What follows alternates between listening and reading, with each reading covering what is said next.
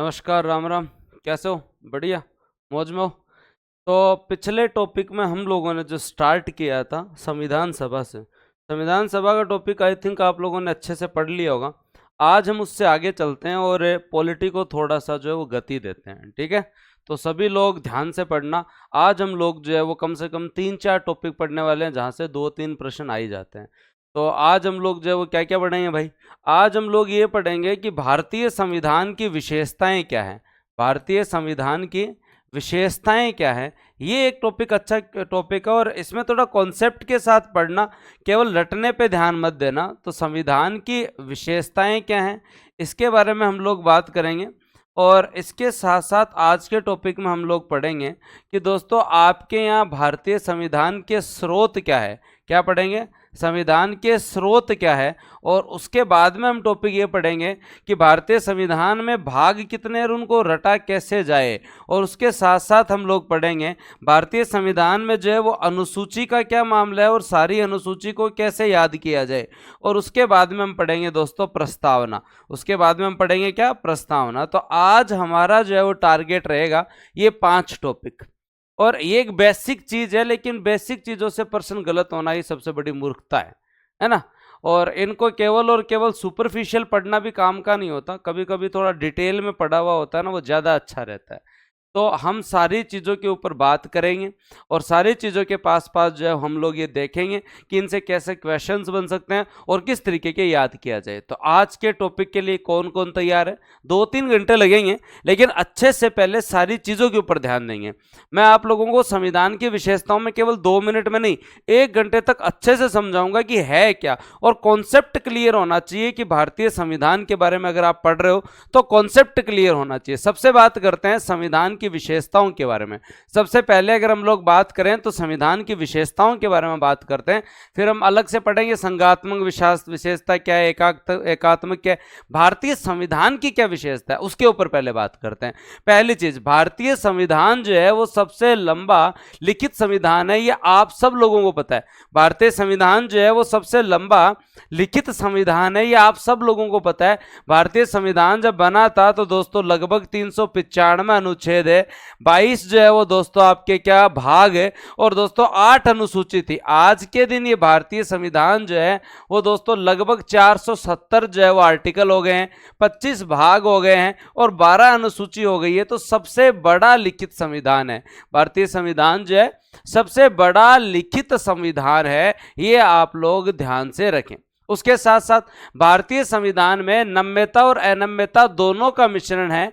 मैंने संविधान संशोधन के टॉपिक में बताया था कि कुछ चीज़ों में संशोधन करना है तो विशेष बहुमत चाहिए, मतलब दोनों सदनों का विशेष बहुमत चाहिए। कुछ में आप साधारण बहुमत से भी जो है वो संशोधन कर सकते हैं, और कुछ में अगर आपको संशोधन करना है तो इसके साथ साथ आधे से अधिक राज्यों की अनुमति भी चाहिए, आधे से अधिक राज्यों की अनुमति भी चाहिए। तो हमने इतना अच्छा संविधान बनाया, राज्यों की अनुमति भी चाहिए कि जहां पे आवश्यकता नहीं है वहां पे आप बेसिक तरीके से अमेंडमेंट कर सकते हैं, जहां पे बहुत ज्यादा आवश्यकता है वहां पे आप विशेष बहुमत से, जहां पे और ज्यादा, जो और ज्यादा महत्वपूर्ण है उसमें आप राज्यों की भी जो है वो सहमति ले लीजिए, राज्यों की भी सहमति ले लीजिए। उसके साथ साथ हमारे यहाँ वैश्विक मताधिकार प्रदान किया गया है, सभी लोगों को वोटिंग राइट दिया गया है, यह भी भारतीय संविधान की विशेषता है। उसके साथ साथ हमारे यहाँ पंथ निरपेक्ष राज्य, भारतीय संविधान एक पंथ निरपेक्ष राज्य की घोषणा करता है, मतलब एक सेक्युलर स्टेट की घोषणा करता है। राज्य का अपना कोई धर्म नहीं है, राज्य जो है वो सभी धर्मों के प्रति जो है वो समान भाव रखता है, सभी का सम्मान करता है, सर्वधर्म समभाव की बात करता है। हमारे यहाँ आपात उपबंध भी दिए गए हैं, और आप लोगों को पता होगा कि इमरजेंसी के प्रोविजन हमारे यहाँ 352, 356, 360 इनमें दिए हुए, सबके बारे में डिस्कस करेंगे। मैं केवल एक ओवरव्यू दे रहा हूँ। ये उसी के साथ साथ हमारे यहाँ जो है वो स्वतंत्र निकाय भी हैं भारतीय संविधान में। जैसे आप इलेक्शन कमीशन की बात कीजिए, जैसे आप केक की बात कीजिए, जैसे आपके फाइनेंस कमीशन की आप बात कीजिए, ये क्या स्वतंत्र ऑटोनोमस बॉडीज हैं जिसके ऊपर जो है वो स्वायत्त रूप से काम करती है। हमारा संविधान हमें त्रिस्तरीय शासन व्यवस्था देता है आज के दिन, जिसमें सबसे ऊपर सेंटर, फिर स्टेट, फिर दोस्तों लोकल गवर्नमेंट, जिसमें पंचायती राज भी आता है। हमारा संविधान जो है वो राज्यों को नीति निर्माण में निर्देशक तत्व भी देता है। याद है तुम लोगों को? हमारे संविधान का भाग 4 जो है वो क्या प्रदान करता है दोस्तों? आपके डीपीएसपी की कोई भी राज्य जब कभी भी नीति का निर्माण करे, जब कभी भी कोई विधेयक बनाए, तो कम से कम इन नीति निर्देशक तत्वों को, डायरेक्टिव प्रिंसिपल्स को जरूर देख ले। हमारा संविधान हमें भाग 3 में मूल कर्तव्य भी प्रदान करता है। हमारा संविधान हमें भाग 3 में मूल कर्तव्य भी प्रदान है, नहीं सॉरी, मूल अधिकार प्रदान करता है। भाग 3 में क्या देता है? मूल अधिकार देता है, और मूल कर्तव्य आपको पता ही है 11 हमारे जो ड्यूटी भी देता है। तो ये हमारे पूरे संविधान की विशेषता हो गई। ये टॉपिक पढ़ने में सही में मजेदार है। अगर किसी स्टूडेंट को इस टॉपिक को ढंग से पढ़ना है तो सबसे पहले उसके दिमाग में ये चीज होनी चाहिए कि ये जो आप टॉपिक पढ़ रहे हैं संविधान की विशेषता है ना, ये केवल और केवल जो रट्टा मारने का या 5-7 मिनट का टॉपिक नहीं है। आप जब संविधान की विशेषता पढ़ लोगे ना, उसके बाद में ही आपको पता चलेगा कि भारतीय संविधान की विशेषता पढ़ लोगे ना, उसके बाद में पता चलेगा कि कौन सी विशेषता संघात्मक शासन की तरफ है, कौन सी विशेषता एकात्मक शासन की तरफ है, और क्या हमारा संविधान सही में एकात्मक की ओर झुकाव लिया हुआ है, क्या एकात्मक की ओर झुकाव लिया हुआ है। तो इन सारी बातों पर हम लोग डिस्कस तभी कर पाएंगे जब आप बेसिक सी चीजें समझ पाएंगे कि पहले 13-14 संविधान की विशेषताएं पढ़ लीजिए। तो तैयार हो? पक्की बात है, टाइम लगेगा ऐसे, हाँ हो, मैंने आराम से पढ़ेंगे ये टॉपिक। अच्छा टॉपिक है, प्रश्न सही करवाएगा। सबसे पहला, भारत का संविधान एक लिखित संविधान है जो विश्व का सबसे बड़ा लिखित संविधान है, जिसमें 395 आर्टिकल हुआ करते थे दोस्तों। आपके जो है वो भाग कितने हुआ करते थे दोस्तों? 22, और 8 अनुसूची हुआ करती थी, जो आज के दिन 470 जो है वो अनुच्छेद है, 25 भाग और 12 अनुसूची में बदल गया। पहली चीज क्लियर, भारत का संविधान क्या है? लिखित है और सबसे बड़ा संविधान है। दूसरा, भारत के संविधान की सबसे बड़ी विशेषता यह है कि हमारे यहाँ ना तो सबसे बड़ी विधायिका है, हमारे यहाँ ना तो सबसे बड़ी विधायिका है, ना तो सबसे बड़ी विधायिका है, मतलब संसद सबसे बड़ी नहीं है, ना ही हमारे यहाँ सबसे बड़ी कार्यपालिका है, ना ही हमारे यहाँ सबसे बड़ी कार्यपालिका है, और ना ही हमारे यहाँ सबसे बड़ी न्यायपालिका है, ना ही सबसे बड़ी न्यायपालिका है। न्यायपालिका भी सबसे बड़ी नहीं है। ये हमने क्यों किया? ताकि तीनों जो अंग है सरकार के, उनमें समन्वय स्थापित करने के लिए हमने ये कहा कि सबसे बड़ा तो दोस्तों संविधान है। हमारे यहाँ किसकी सर्वोच्चता है? संविधान की सर्वोच्चता है। संविधान देता है पावर भाई साहब, संविधान देता है पावर है। तो दोस्तों याद रखें, हमारे यहाँ सर्वोच्चता किस चीज की है? कॉन्स्टिट्यूशन की सर्वोच्चता है, ये भी याद रखें। तो हमारे यहाँ दोस्तों भारत में संविधान ही सर्वोच्च कानून है। कोई भी कानून या आदेश संविधान के विरुद्ध जारी नहीं किया जा सकता। अगर कोई चीज जो है वो कॉन्स्टिट्यूशन के विरुद्ध है तो उसे अवैध घोषित कर देंगे।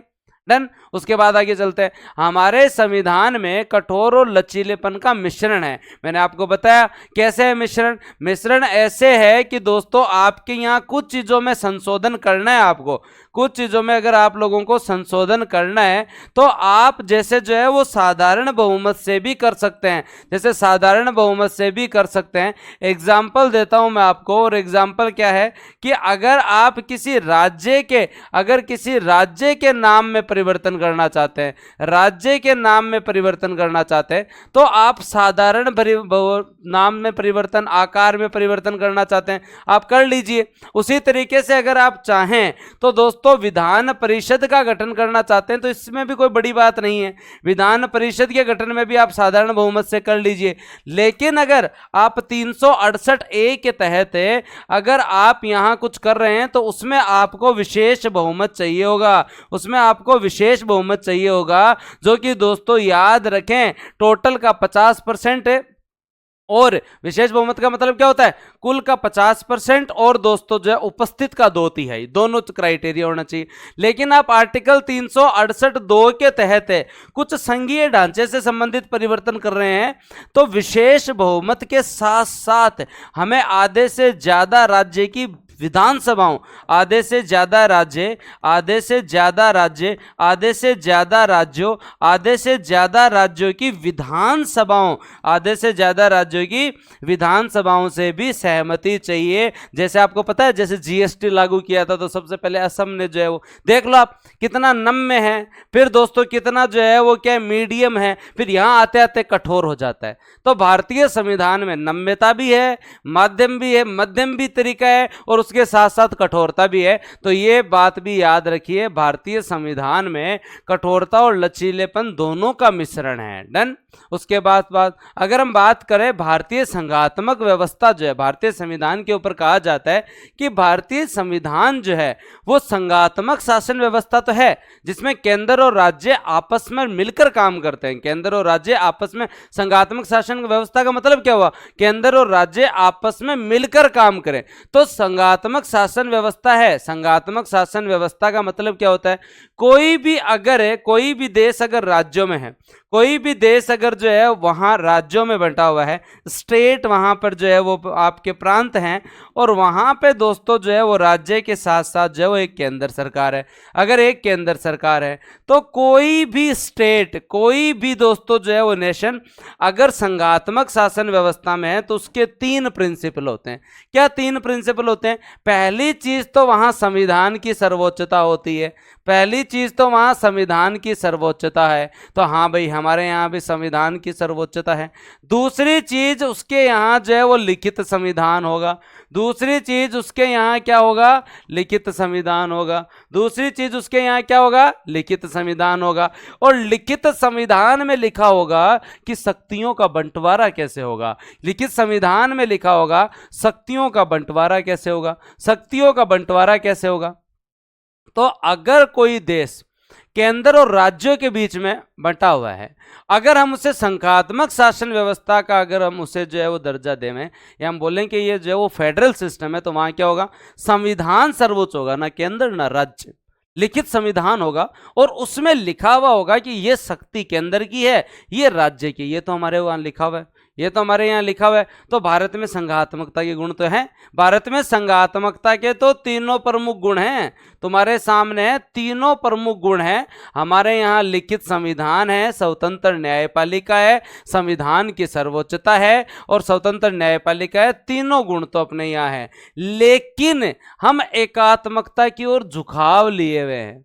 लेकिन हम एकात्मकता की ओर झुकाव लिए हुए, क्या इसको कोई बता सकता है कि हम एकात्मकता की ओर झुकाव लिए हुए कैसे हैं? कोई एक्सप्लेन कर सकता है?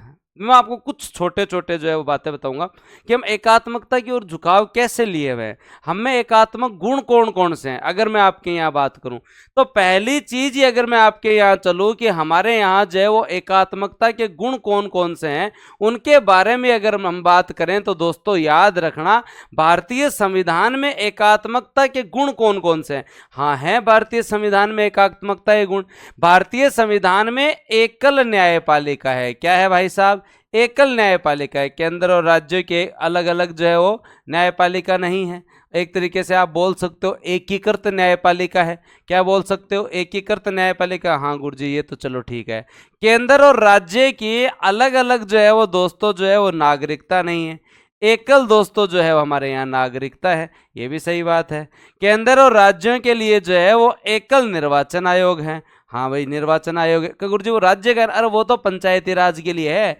निर्वाचन आयोग भी एक ही है हमारे यहाँ। उसके साथ साथ दोस्तों हमारे यहाँ जो है याद रखें कि आपके यहाँ जो है वो एकल केग की व्यवस्था है। वही केग केंद्र और राज्यों के ऑडिट करेगा जो है वो दोस्तों वहाँ आपके केंद्र की कर रहा है। उसके साथ साथ अखिल भारतीय सेवाएं, अखिल भारतीय सेवाएं जो आईएएस होते हैं वो केंद्र के हैं लेकिन लगे हुए राज्य में हैं, तो वो केंद्र के माध्यम से कंट्रोल भी कर रहे हैं। उसके साथ साथ राज्यपाल का पद, राज्यपाल जो है वो सेंटर बनाता है, स्टेट में काम करता है। उसके साथ साथ दोस्तों आपकी केंद्र सूची जो है ना, वो दोस्तों ग्रेटर देन राज्य सूची है। अगर आप इसे संघ सूची की बात करें तो वो ग्रेटर देन जो है वो क्या है दोस्तों आपके यहाँ संघ सूची जो है वो ग्रेटर देन राज्य सूची है। आप खुद देख लीजिए कितने सब्जेक्ट जो हैं वो हैं। उसके बाद में समवर्ती सूची पे हमेशा चलती किसकी है?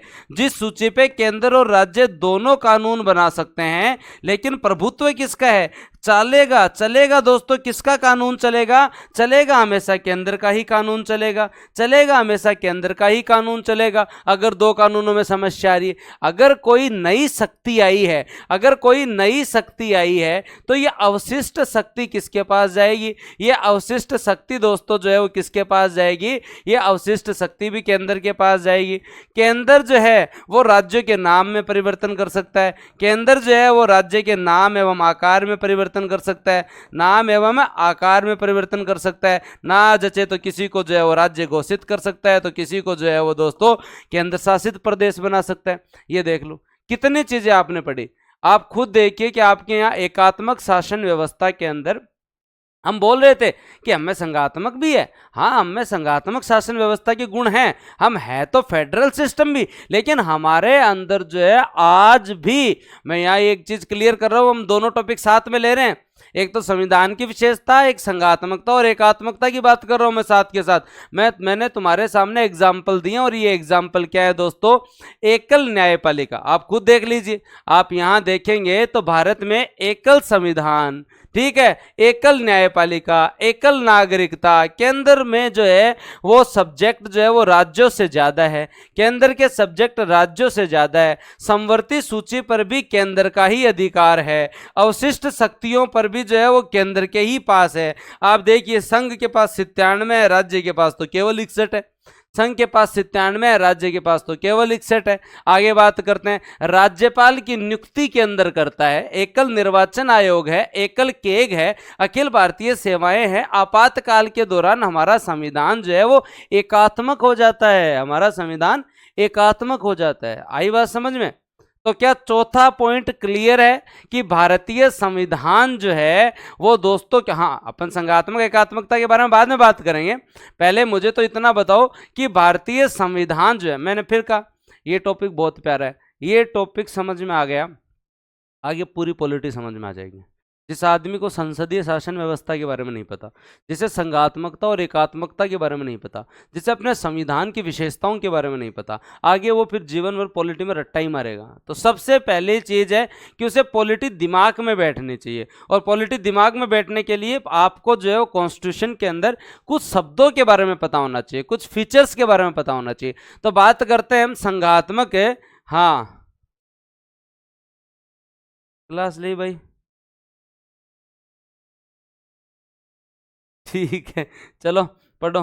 तो अभी मैं पढ़ा रहा हूँ, तो अपने गुड़िया भी जो इधर ही देख रही है कि मैं भी पढ़ लूँ। ऐसे दूर से ही अच्छा लगता है पढ़ना, जब आदमी पढ़ने लगता है ना तो बहुत जोर आता है, कहने की बात होती है।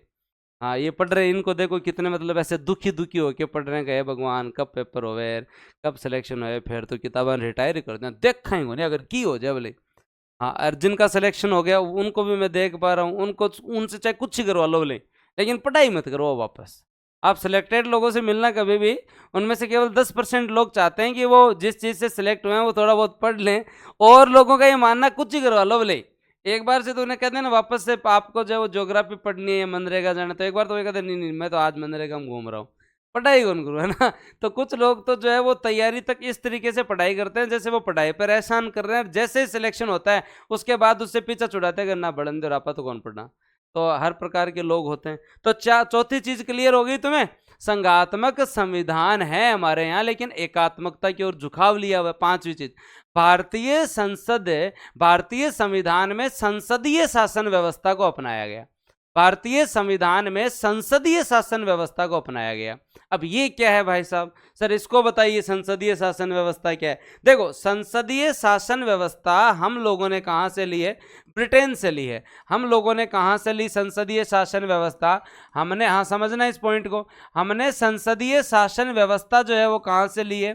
संसदीय शासन व्यवस्था के बारे में एक चीज समझना, संसदीय शासन व्यवस्था हमने ब्रिटेन से ली। और क्यों ली भाई साहब, क्योंकि हमारे यहाँ उन्होंने राज किया था, हम इससे परिचित थे, भली बातें हैबिचुअल थे, ले ली। संसदीय शासन व्यवस्था का पहला गुण होता है कि इसके अंदर जो है वो आपके दो होते हैं, एक नाम मात्र का प्रमुख है और एक वास्तविक प्रमुख है। क्या आपने दो यहाँ, एक नाम मात्र के प्रमुख है और एक दोस्तों आपके वास्तविक प्रमुख। हाँ सर है हमारे यहाँ, है क्या बताओ? नाम मात्र के प्रमुख और एक वास्तविक प्रमुख, या आप बोल दो एक संवैधानिक प्रमुख या ओरिजिनल प्रमुख। आपके राष्ट्रपति साहब है यहाँ पे, और अपने यहाँ जो है वो इधर जो है वो कौन है वास्तविक प्रमुख? पीएम साहब है। ओके, दूसरा कॉन्सेप्ट क्या होता है? दूसरा कॉन्सेप्ट जो ये होता है संसदीय शासन व्यवस्था में कि हमारे यहाँ जो है वो दोस्तों जो है वो क्या होता है दोस्तों, याद रखें, द्विसदनात्मक व्यवस्था होती है। क्या होती है? द्विसदनात्मक व्यवस्था होती है। क्या है क्या भारत में द्विसदनात्मक व्यवस्था होती है? क्या भारत में है क्या? हाँ जी भारत में है, भारत में है। भारत में राज्यसभा भी है और लोकसभा भी है। उसके बाद में तीसरा प्रिंसिपल क्या है? तीसरा प्रिंसिपल ये है कि इसके अंदर विधायिका तथा कार्यपालिका में समन्वय होता है। विधायिका तथा कार्यपालिका में समन्वय होता है। सर कैसे हुआ समन्वय? समन्वय होता तो है भाई, तुम खुद बताओ, आपके यहाँ जो सांसद जो होते हैं उन्हीं में से तो मंत्री बनते हैं। विधायिका मतलब सांसद, विधायिका मतलब आपके सारे सांसद, और कार्यपालिका मतलब आपके मंत्री। तो बताओ ये सांसद ही तो मंत्री बनते हैं।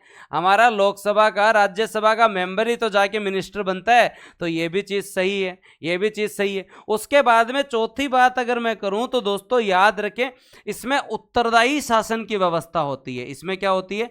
उत्तरदायी शासन की व्यवस्था होती है। उत्तरदायी शासन की व्यवस्था का मतलब बात करें दोस्तों तो याद रखें, उत्तरदायी शासन व्यवस्था के अंदर जो है वो हमारे यहाँ अविश्वास प्रस्ताव की बात है ना। अगर कोई ढंग से शासन नहीं चला रहा तो उसे हटा सकते हैं ना, हटा सकते हैं या नहीं हटा सकते? अविश्वास प्रस्ताव की व्यवस्था है ना।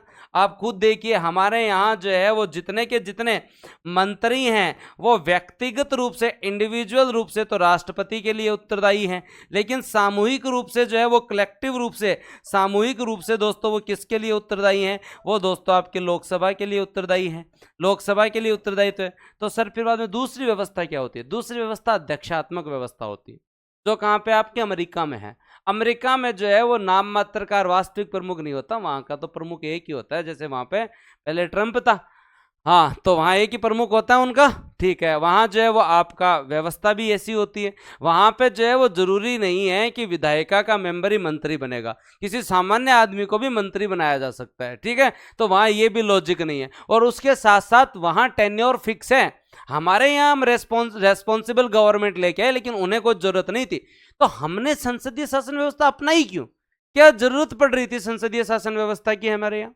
हमने एक ऐसा पार्लियामेंट्री सिस्टम ऑफ गवर्नमेंट अपनाया।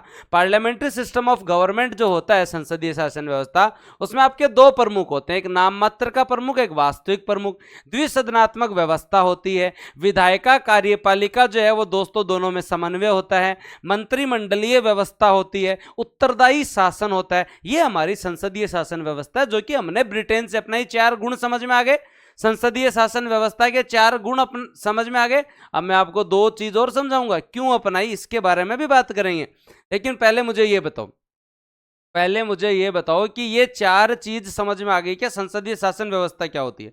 आगे समझ में? चलो तब आगे चल के एक बात करते हैं, हमने क्यों अपनाई, क्या जरूरत पड़ी कि भारत को संसदीय शासन व्यवस्था अपनाई? हाँ, भारत ने संसदीय शासन व्यवस्था क्यों अपनाई भाई? संसदीय शासन व्यवस्था क्यों अपनाई? क्या जरूरत पड़ी भारत को कि भारत ने संसदीय शासन व्यवस्था अपनाई? शासन व्यवस्था क्यों अपनाई? ये भी एक जायज प्रश्न है का सर प्री का टाइम है, जल्दी करो। और समझ गए तो चलो आगे। संसदीय शासन व्यवस्था क्यों अपनाई, इसके बारे में भी एक क्वेश्चन आता है। इसको भी आप जो है वो ढंग से पढ़ना। कैसे ढंग से पढ़ोगे भाई साहब? कि संसदीय शासन व्यवस्था जो है हमने पहली चीज तो इसलिए अपनाई क्योंकि हम औपनिवेशिक काल के अंदर जो है हमारे पास औपनिवेशिक रूप से, औपनिवेशिक काल में हम इसके आदतन थे। औपनिवेशिक काल में हम इसके जो अभ्यस्त थे, हम आदतन थे। हमने जो सीखा हुआ था, हमने विधानसभाएं चलाई हुई थी, इसलिए हमने सीखा हुआ था। ये तो जायज बात है सर। उसके बाद में दूसरा क्या कारण हुआ? दूसरा कारण ये हुआ दोस्तों कि हमारे यहाँ जो है वो नया देश जो है वो क्या हुआ था? आजाद हुआ था। जब कहीं पे नवजात लोकतंत्र होता है, जिसे इन्फेंट डेमोक्रेसी कहते हैं, जब कहीं पे नवजात लोकतंत्र होता है, जब कोई नया नया लोकतंत्र होता है, तो उस लोकतंत्र में जो है वो विधायिका और कार्यपालिका में समन्वय का गुण होना जरूरी है। विधायिका और कार्यपालिका में समन्वय होना जरूरी है। लेजिस्लेटिव और एग्जीक्यूटिव में समन्वय होना जरूरी है। संसद और मंत्री जो है वो आपस में मिलकर नहीं चलेंगे। सांसद बार बार मंत्री से सवाल नहीं करेंगे और मंत्री ने जो काम किए है वो संसद में आके नहीं बताएगा, तब तक जो है वो आपके यहाँ पे कोऑर्डिनेशन नहीं बैठेगा। ये संसदीय शासन व्यवस्था हमने इसलिए बनाई। तीसरी चीज क्या अपने दोस्तों, कि हमारे यहाँ पर जो है वो दोस्तों हम ये चाहते थे कि कार्यपालिका में जो लोग हों वो विधायिका से ही आए। कार्यपालिका में जो लोग हों, मंत्री जो हों, वो कहाँ से बने? संसद से ही बने। क्यों बने? क्योंकि संसद में सभी वर्गों का प्रतिनिधित्व है। संसद में सभी वर्गों का प्रतिनिधित्व है। और जब इन्हीं में से सिलेक्ट करना है तो अनुसूचित जाति हो, चाहे जनजाति हो, चाहे अल्पसंख्यक हो, चाहे बहुसंख्यक हो, चाहे महिला हो, सभी वर्गों के लोग जो है वो आपके मंत्री बनेंगे, ताकि वो अपने हितों को सुनिश्चित कर सके, अपने वर्ग के हितों को भी सुरक्षित कर सके और राष्ट्र के हितों को भी सुरक्षित कर सके। चौथी चीज, जब संविधान निर्माताओं ने इस पे बात की कि हमें स्थायित्व चाहिए या उत्तरदायित्व है, हमें स्थायित्व चाहिए या उत्तरदायित्व चाहिए, तो हमारे संविधान निर्माताओं ने कहा कि स्थायित्व तो बाद में ले आएंगे, हमें सरकार चाहिए तो रेस्पॉन्सिबल गवर्नमेंट चाहिए।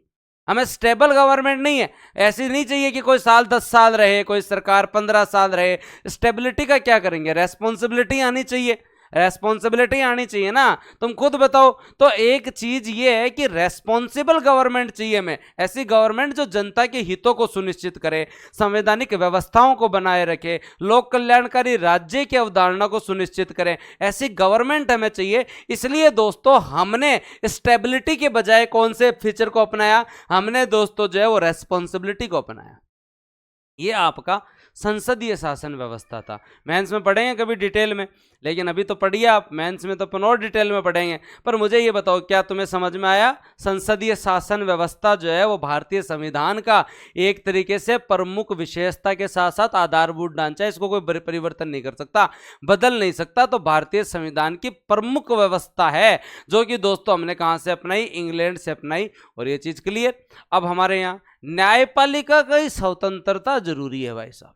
अगर आपको दोस्तों याद रखें, क्योंकि हमारे यहाँ पे जो है वो संविधान सर्वोच्च है। हमारे यहाँ पे क्या है? संविधान सर्वोच्च है। और जब संविधान सर्वोच्च है तो दोस्तों संविधान हमारा लिखित है, संविधान हमारा लिखित है। और जब लिखित संविधान होता है कहीं पे, तो उस लिखित संविधान में शक्तियों का बंटवारा होता है। और शक्तियों का कहीं पे बंटवारा होता है तो वहाँ पे विवाद होते हैं। और जब विवाद होते हैं तो विवादों के समाधान के लिए एक स्वतंत्र न्यायपालिका चाहिए भाई साहब, एक स्वतंत्र न्यायपालिका चाहिए। स्वतंत्र न्यायपालिका इसलिए चाहिए ताकि विवादों का निपटारा भी कर सके और संविधान की व्याख्या कर सके, संविधान की व्याख्या कर सके। इसलिए हमारे यहाँ जो है वो स्वतंत्र न्यायपालिका की संकल्पना दी गई, और जिसके अंदर आप लोग देख सकते हो सारी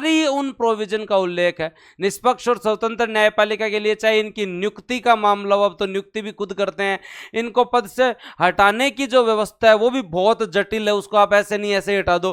पूरा का पूरा तरीका है कि किस तरीके से आप हटाएंगे, दोनों सदनों की प्रोसेस होगी, जांच होगी, बहुत मतलब जटिल व्यवस्था। आज तक किसी को नहीं हटाया गया, आज तक किसी को नहीं हटाया गया है। तो जज को हटाना बहुत मुश्किल है, तो स्वतंत्र न्यायपालिका का आपने यहाँ जो है प्रोविजन दिया गया।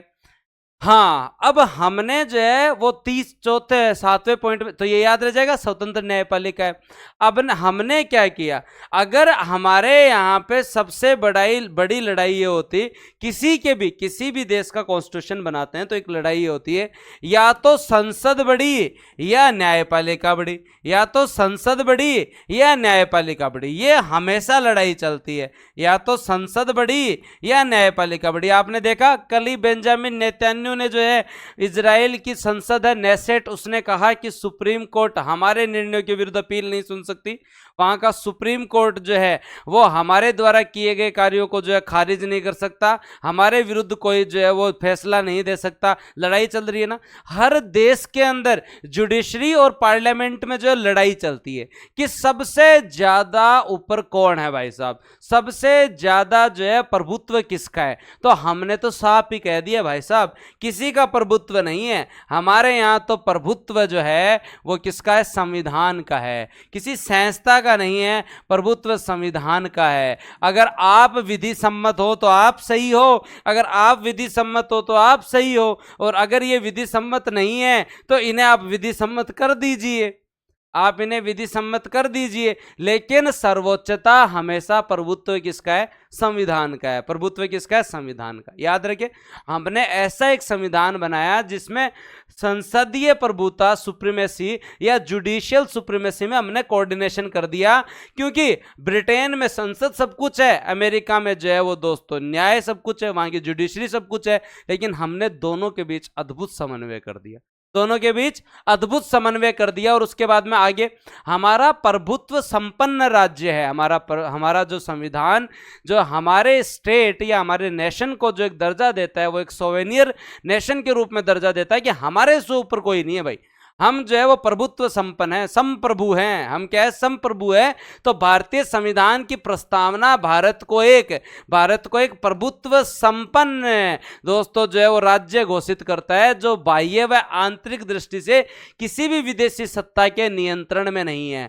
हम एक डेमोक्रेटिक स्टेट हैं, याद रखें, संविधान में हमें एक लोकतांत्रिक गणराज्य दिया गया, और गणराज्य का मतलब किसी देश का हेड अगर चुना हुआ हो तो गणराज्य है, और किसी देश का हेड अगर वंशानुगणित है तो वो दोस्तों आपका क्या है, राजतंत्रात्मक व्यवस्था है। तो हमारा हेड चाहे वो नाम मात्र के ही हो, भले हमारे राष्ट्रपति जो होते हैं वो दोस्तों अप्रत्यक्ष रूप से निर्वाचित होते हैं, तो हम क्या है, लोकतांत्रिक गणराज्य है। भारत एक समाजवादी राज्य है। समाजवादी राज्य का मतलब है कि भारत जो है, भारत एक पूंजीवादी राज्य नहीं है। भारत का मेन, आप देखिए, आप फंडामेंटल राइट से डीपीएसपी, मौलिक कर्तव्य, हर जगह जब भी देंगे आप प्रस्तावना में देखिए, हमारे यहाँ एक समाजवादी राज्य है, और समाजवादी राज्य होने के नाते हम लोक कल्याणकारी नीतियों के माध्यम से लोगों को आर्थिक न्याय देते हैं, राजनीतिक न्याय देते हैं, सामाजिक न्याय देते हैं। और ये शब्द हमने कब से जोड़ा, 42वें संविधान संशोधन के द्वारा जोड़ा। ये शब्द हमने कहां से जोड़ा, 42वें संविधान संशोधन के द्वारा जोड़ा। ये किस किस को क्लियर, बताओ भाई, ये किस किस को क्लियर हुआ, इतना मुझे बताइए आप। तो हम जो है वो क्या हैं, एक समाजवादी जो है वो राज्य हैं, याद रखें भाई। आप खुद देख लो अपने यहाँ राजस्थान में या चाहे भारत में देख लो, राष्ट्रीय खाद्य सुरक्षा अधिनियम, ताकि लोगों को सामाजिक न्याय मिल सके, लोगों को सामाजिक न्याय मिल सके, आर्थिक न्याय मिल सके, इतनी योजनाएं देखिए, चाहे वो वृद्धावस्था पेंशन योजना हो, चाहे एकल नारी पेंशन योजना हो, ये सारी योजनाएं। अब बात करते हैं और आगे चलते हैं। पंथ निरपेक्ष राज्य, भारत एक सेक्युलर स्टेट है जहां सभी धर्मों का समान रूप से आदर किया जाता है, राज्य का कोई व्यक्तिगत धर्म नहीं है। याद रखें, ये याद रखें, 42वां संविधान संशोधन ही जो है ये शब्द जोड़ता है। आगे बात करते हैं, एकल नागरिकता। भारतीय संविधान में राजस्थान और भारत की कोई अलग अलग नागरिकता नहीं है, भारतीय संविधान में एकल नागरिकता का प्रोविजन किया गया है। अमेरिका में तो दोहरी नागरिकता है, हमने ब्रिटेन की तरह जो है वो दोस्तों क्या, एकल नागरिकता। हमारा संविधान जो है वो दोस्तों अमेरिका की तरह हमें जो है वो क्या देता है, मौलिक अधिकार भी देता है। अमेरिका की तरह क्या देता है, मौलिक अधिकार भी देता है। हमारे संविधान में आयरलैंड की तरह नीति निर्देशक तत्व भी लिए गए हैं, और हमारे संविधान का मुख्य उद्देश्य कल्याणकारी राज्य की स्थापना करनी। यह संविधान की विशेषता बताइए मैंने। अब बताओ, आज दिमाग में कुछ घुसा? हाँ, हो सकता है 30-33 मिनट लगे। अब मैं आपको संघात्मक और एकात्मक शासन व्यवस्था पढ़ाने वाला हूं, उसके साथ साथ ये टॉपिक कंप्लीट हो जाएगा, भारतीय संविधान की विशेषता। भारतीय संविधान की विशेषता, ये टॉपिक कंप्लीट हो जाएगा। लेकिन आप खुद बताओ, आनंद आया या नहीं आया? जब आप पढ़ोगे, जब आप समझोगे, जब आप शब्दों को समझोगे, जब आप पूरी कहानी देखोगे, तब आएगा ना आनंद। आया या नहीं है बताओ?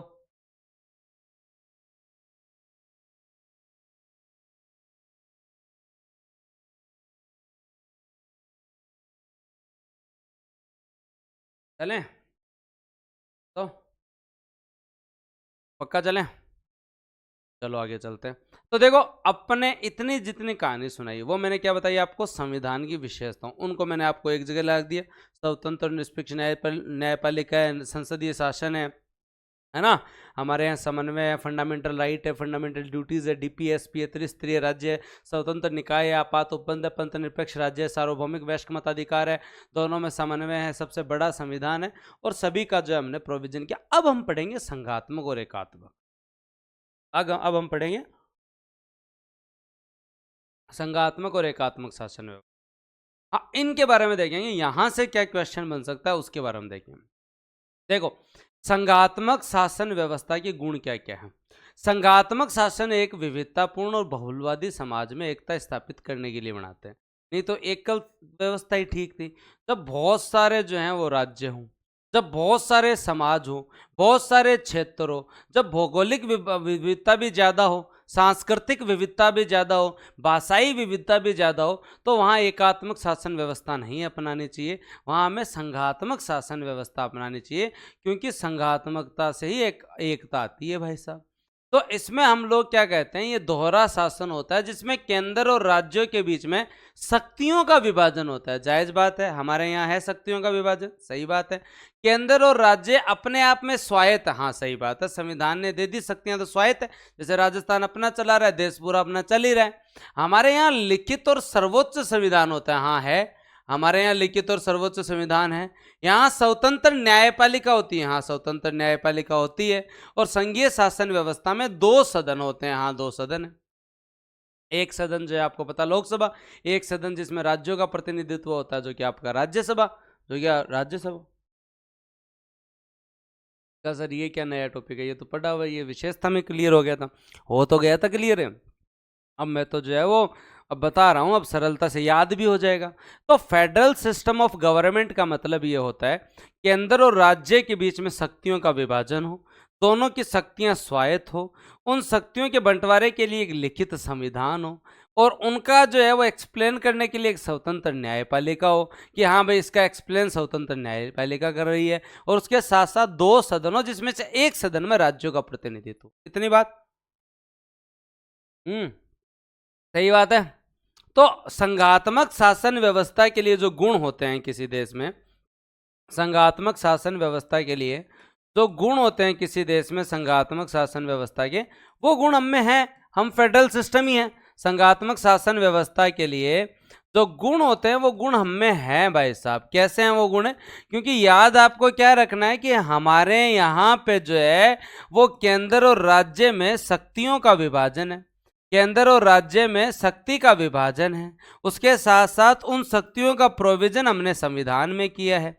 हाँ, तो संविधान की सर्वोच्चता है, उनको एक्सप्लेन करने के लिए हमारे यहाँ स्वतंत्र न्यायपालिका है, उसको एक्सप्लेन करने के लिए हमारे यहाँ स्वतंत्र न्यायपालिका है ताकि विवादों का निपटारा हो जाए।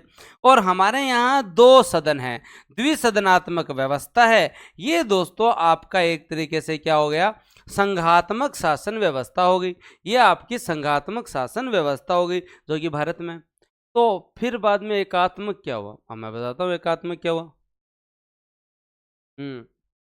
हमारे यहाँ नागरिकता जो है वो एक ही है भाई साहब, नागरिकता एकल है। हमारे यहाँ कोई राजस्थान की नागरिकता नहीं है, जो भारत की है वही है। तो संघ तो आपने बनाया, लेकिन इसमें आप जो है गुण एकल नागरिकता का भी ले रहे हो। हमारे यहाँ संविधान भी राज्य और केंद्र का अलग अलग नहीं है। अगर प्योर फेडरल होता तो राज्यों का अपना अलग से संविधान होता, सही बात है। उसके साथ साथ अगर हम बात करें तो ना तो एकल नागरिकता है, ना ही दोस्तों जो है हमारे यहाँ पे जो है वो एकल, अगर हम लोग बात करें नागरिकता का प्रोविजन नहीं दिया आपने। तो इसमें एकात्मक शासन के 3 गुण होते हैं, इकहरी नागरिकता, एकल संविधान, और दोस्तों शासन की पूर्ण शक्ति केंद्र में निहित होना। तो एकात्मक शासन के भी थोड़े गुण तो भारत में हैं, थोड़े गुण तो भारत में है, क्योंकि हमारे यहाँ नागरिकता एक है और संविधान भी एक है। तो अब भारत का जो वास्तविकता में फेडरल स्ट्रक्चर है कैसा, भाई आपके ये 2 गुण यहाँ पे आ रखे हैं, ये भी भारतीय संविधान में है, और उसके साथ साथ दोस्तों आपके संघीय शासन के भी गुण हैं, संघीय शासन के गुण भी भारतीय संविधान में। तो भारतीय संविधान जो है वो क्या है दोस्तों, संघात्मक संविधान है जो कि एकात्मकता की ओर झुकाव लिया हुआ है, जो कि एकात्मकता की ओर झुकाव लिया हुआ है। आप खुद देख लीजिए, मैं आपको बताता हूं। भारतीय संविधान में संघीय विशेषताएं आपने पढ़ी। संविधान की सर्वोच्चता है, लिखित संविधान है, द्विसदनात्मक व्यवस्था है, दोहरी विधायिका है, स्वतंत्र न्यायपालिका है, शक्तियों का विभाजन है। लेकिन यहां देखिए एकात्मक विशेषता, भारतीय संविधान में जो है वो क्या है? एकल संविधान है, एकल न्यायपालिका है, एकल नागरिकता है। हमारे यहाँ राज्यों के पास जो है वो दोस्तों सब्जेक्ट कब है? समवर्ती सूची पे दादागिरी केंद्र की है। अवशिष्ट सूची जो है वो नए सब्जेक्ट जो आते हैं वो केंद्र के पास रहेंगे। राज्यपाल को नियुक्त केंद्र करता है। केंद्र और राज्य, केंद्र जो है वो राज्य के नाम, आकार, इनमें परिवर्तन कर सकता है। एकल निर्वाचन आयोग है, एकल केग है, अखिल भारतीय सेवा आपातकाल के समय तो पूरा हो ही जाता है, एकात्मक है। तो तुम्हें क्या लगता है भारतीय संविधान क्या है? तुम्हारा क्या मानना है? जब तुम्हें मैंने 6 विशेषताएं संघात्मक बताई, 12 विशेषताएं तुम्हें मैंने एकात्मक बताई, तो भारतीय संविधान का नेचर क्या है? मेंस में तो हम पढ़ेंगे ये सहकारी संघवाद क्या है, क्या ये अर्ध संघीय है, वो तो अपन पढ़ेंगे, वो तो अलग से पढ़ेंगे। समय तो मैं बहुत डिटेल में पढ़ाऊंगा, लेकिन अब भी मैं आपको जो है ना भगा नहीं रहा हूं, अब भी आपको मैं डिटेल में पढ़ा रहा हूं। बताओ। क्लियर हो? तो भारतीय संविधान को केसी व्हीलर साहब ने कहा ये अर्ध संघीय है। ये क्या है? अर्ध संघीय है। जब सतपाल बनाम पंजाब सरकार मामला हुआ, उसमें सुप्रीम कोर्ट ने भी कहा भारत अर्ध संघीय है, भारत अर्ध संघीय है। अंबेडकर साहब भी कहते हैं कि हम में एकात्मकता और संघीय शासन दोनों के गुण हैं। मतलब भारतीय संविधान एकात्मकता की ओर झुकाव लेता हुआ संघात्मक शासन है। ये बताओ अब टॉपिक किस किस को क्लियर? बताओ बताओ टॉपिक किस किस को क्लियर?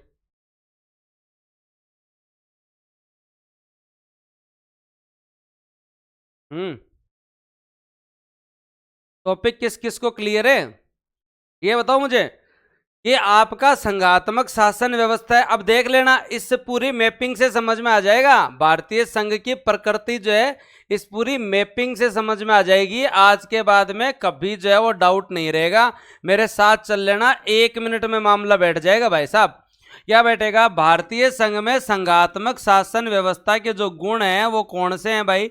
संघात्मक शासन व्यवस्था के गुण हैं कि भारतीय संविधान एक लिखित संविधान है, भारतीय संविधान एक लिखित संविधान है, और भारत में जो है वो संविधान की सर्वोच्चता है। संविधान की सर्वोच्चता है भारत में, संविधान की सर्वोच्चता है भाई साहब भारत में। एक साथ पढ़ना ताकि कवर हो जाए। और संविधान की सर्वोच्चता के साथ साथ भारत में शक्तियों का बंटवारा है, और उन शक्तियों के बंटवारे के लिए कोई विवाद हो तो भारत में जो है वो दोस्तों शक्तियों के बंटवारे के साथ साथ जो है वो याद रखें कि भारत में जो है वो आपके यहाँ द्विसदनात्मक व्यवस्था, हाँ नहीं, शक्तियों का बंटवारा है तो भारत में स्वतंत्र न्यायपालिका है।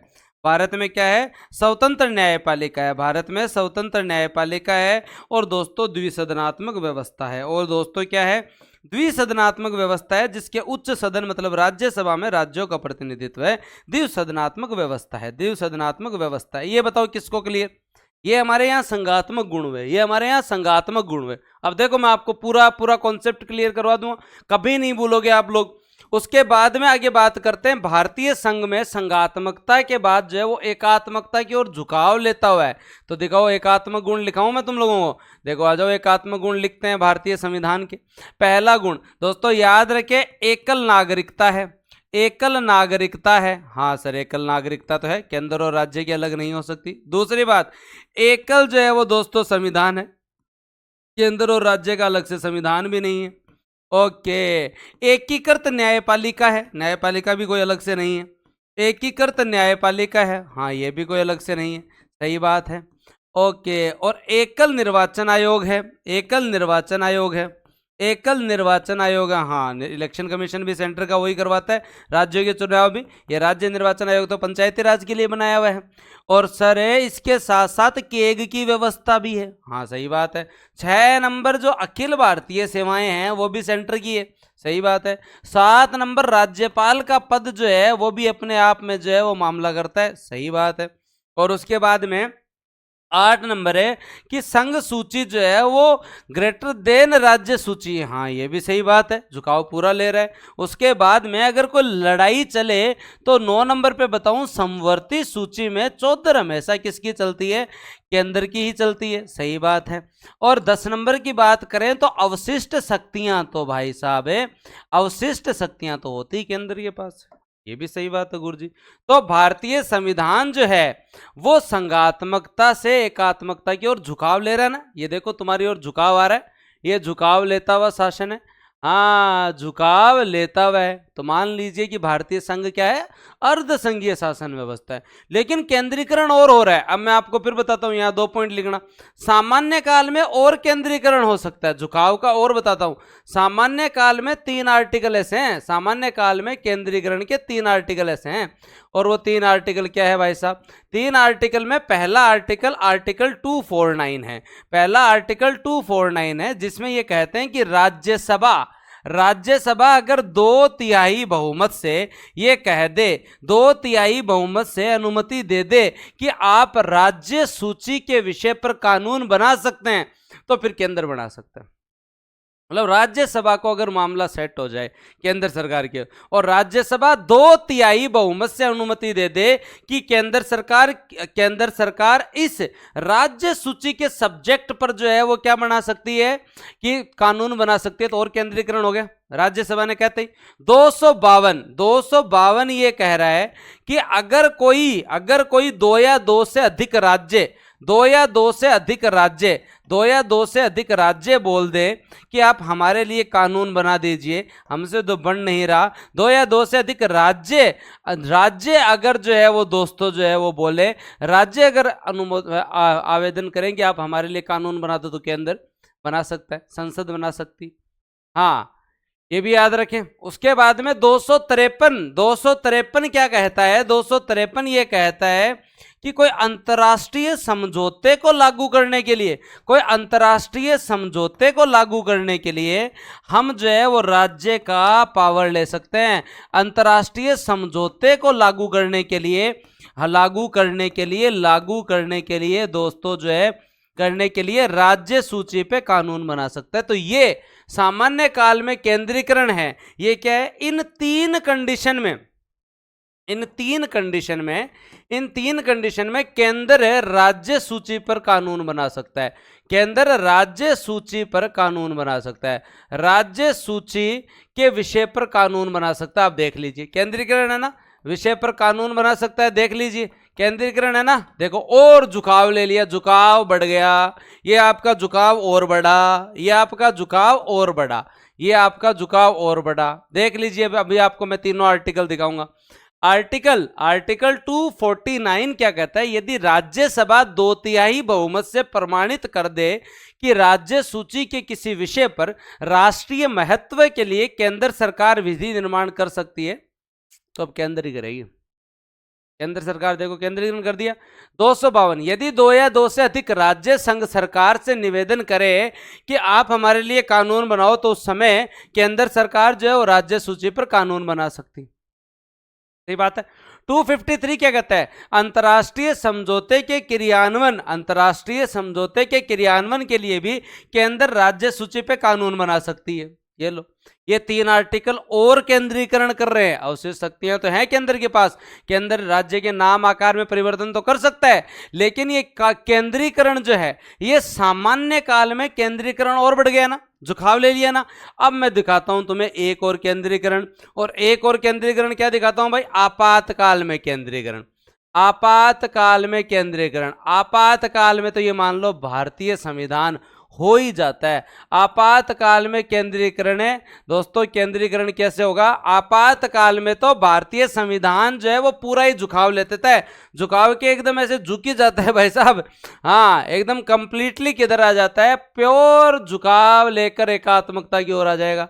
क्योंकि आपातकाल के समय सबसे पहले हम बात करते हैं राष्ट्रीय आपातकाल की, सबसे पहले हम बात करते हैं राष्ट्रीय आपातकाल की। राष्ट्रीय आपातकाल की कंडीशन के अंदर जो है केंद्र और राज्य के मध्य, केंद्र और राज्य के मध्य शक्तियों का विभाजन ही खत्म हो जाता है, शक्तियों का विभाजन ही खत्म हो जाता है। केंद्र चाहे उस पर जो है वो नियम बना सकती है। आप देखिए, मैं आपको पढ़ाता हूं, आप देखिए, याद रखिए, राष्ट्रीय आपातकाल के समय केंद्र और राज्य के बीच शक्तियों का विभाजन ही समाप्त हो जाता है, विभाजन ही समाप्त हो जाता है। अर्थात केंद्र सरकार राज्य सूची, संघ सूची, संवर्ती सूची सभी पे कानून बना सकती। खत्म तुम्हारा संघात्मक शासन व्यवस्था। सही बात है। 356 के तहत तो राष्ट्रपति शासन लगते ही तो उनकी विधानसभा ही भंग हो जाती है। राष्ट्रपति शासन लगते ही तो विधानसभा भंग, तो विधानसभा भंग होते ही फिर राज्यपाल के माध्यम से मौज है। तो इस कंडीशन में भी जो है वो दोस्तों शक्तियों का विभाजन ही समाप्त हो जाता है, चाहे वो राष्ट्रपति शासन हो चाहे राष्ट्रीय आपातकाल हो। ये दोनों के दोनों ही कंडीशन में हमारा संविधान कंप्लीटली एकात्मक हो जाता है, झुकाव के मकाम पहुंच ही जाता है, कंप्लीटली एकात्मक हो जाता है। अब बताओ किस किस को समझ में आया, किस किस को कहानी एकदम दिमाग में सेट हो गई? संघात्मक शासन, एकात्मक शासन, संविधान की विशेषता, किस किस को अब कोई गलत नहीं करेगा? ये गारंटी कौन कौन ले रहे हैं? इस तरफ कुछ ही हो जाए बोले पक्का गलत नहीं करेंगे। बताओ पक्की बात है ये? श्योर? मान लूं मैं ये? क्लियर है आप लोगों को? हाँ, और डेली जो है वो पढ़ाई कंटिन्यू रखो। आपका एग्जाम हो या नहीं हो, कब भी हो, अपने तो जो है वो पढ़ाई पर ध्यान दो, है ना। ये वैकेंसीज के बाद में हमें दूसरा एग्जाम भी देना है, तो आप चाहे किसी भी एग्जाम की तैयारी कर रहे हो, हमारा मुख्य उद्देश्य क्या होना चाहिए कि हमें सारे कॉन्सेप्ट क्लियर होने चाहिए, है ना। इसके एमसीक्यू मैं बाद में अलग से करवा दूंगा। कॉन्सेप्ट क्लियर होना चाहिए कि मैंने ये पढ़ लिया भाई साहब। तो अब बताओ आज मजा आया या नहीं आया? आया ना? भारतीय संविधान की विशेषताओं में आनंद आया या नहीं आया? मुझे तो बस इतना बता दो, फिर अगली क्लास में और आपको मजेदार चीज करवाता हूँ। सारे टॉपिक कवर करवाऊंगा मैं धीरे धीरे, टेंशन मत लो आपको, है ना। संविधान सभा पढ़ा, उसके बाद में ये पढ़ा, संविधान सभा से प्रश्न पूछ लूं एक दो। चलो बताओ, भारत में सबसे पहले संविधान निर्माण की बात किसने की थी? अरे याद है क्या तुम लोगों को? भारत में सबसे पहले संविधान निर्माण की बात जो है दोस्तों आपके यहाँ किन्होंने की थी? हमारे यहाँ बाल गंगाधर तिलक ने की थी।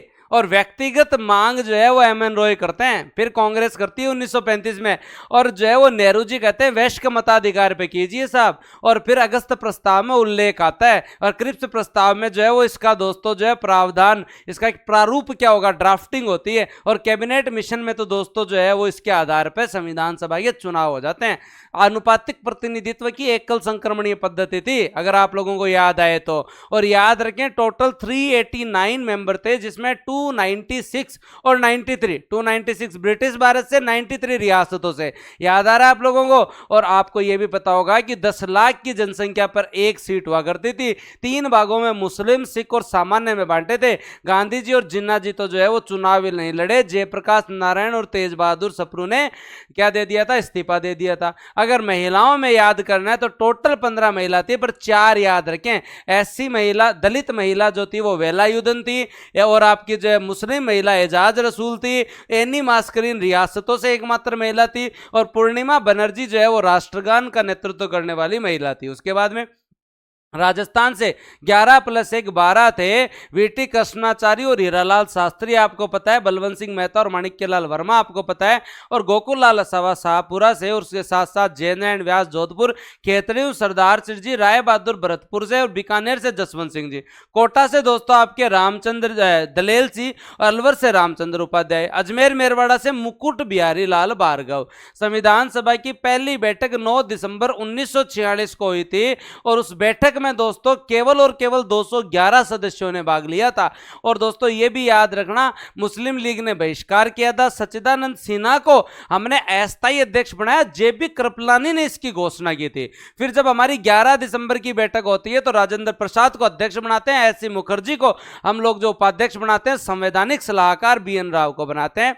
13 दिसंबर 1946 को उद्देश्य प्रस्ताव नेहरू जी जो है वो प्रस्तुत करते हैं, जिसमें बताया होता है कि हम कैसा संविधान बनाएंगे, किस प्रकार का हमारा देश होगा। और ये 22 जनवरी 1947 को क्या हो जाता है, पारित हो जाता है दोस्तों। उसके बाद में अगर हम लोग बात करें तो आपको आगे ये याद रखना है, संविधान की महत्वपूर्ण समितियां, चाहे संघीय शक्ति हो, चाहे संघीय संविधान हो, चाहे राज्यों की शक्ति हो, समिति हो, ये नेहरू जी के पास थी। प्रांतीय संविधान, मौलिक अधिकार, अल्पसंख्यक, जनजाति और बाह्य क्षेत्रों की सारी समितियां किसके पास थी, आपके पटेल साहब के पास। लेकिन मौलिक अधिकार की उप समिति जाती है कृपलानी जी के पास, अल्पसंख्यक की एस सी मुखर्जी के पास, बाह्य और आंशिक जो है वो दोस्तों एवी ठक्कर के पास, प्रक्रिया, संचालन और वित्त ये दोस्तों राजेंद्र प्रसाद के पास, और ध्वज भी है वो राजेंद्र प्रसाद के पास। जब हमारी संविधान सभा ने भारत शासन अधिनियम 1947 के बाद में हमारी संविधान सभा ने काम करना चालू कर दिया था संसद के रूप में, जब हमारी संविधान सभा संसद के रूप में काम करने लगी तो जीवी मावलंकर जी अध्यक्ष बने। याद रखना, संविधान सभा के अध्यक्ष तो राजेंद्र प्रसाद थे, लेकिन एज ए संसद के रूप में काम करने लगी तो जीवी मावलंकर। प्रारूप समिति की अगर हम बात करें तो ये ड्राफ्ट कमेटी जो है डॉक्टर भीमराव अंबेडकर जो है उनके नेतृत्व में बनाई गई, भीमराव अंबेडकर और मोहम्मद सादुल्ला। याद रखना,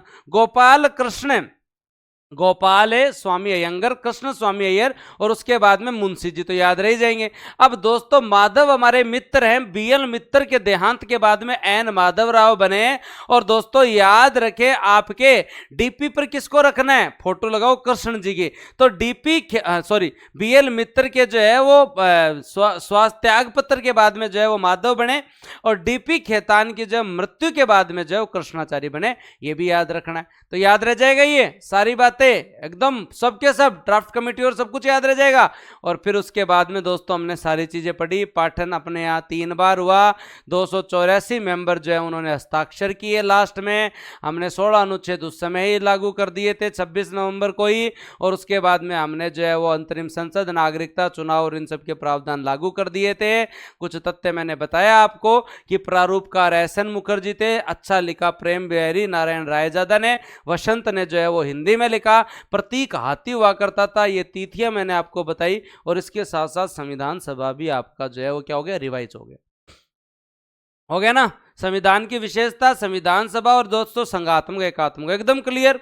अब मैं अगली वाली क्लास के अंदर बहुत अच्छा कवर करवाने वाला हूं तुमको, संविधान के स्रोत और अनुसूचित सब कुछ अच्छे से कवर करवाऊंगा, तो मेरे साथ साथ जो है बने रहना और पूरा बढ़िया रिवाइज करो।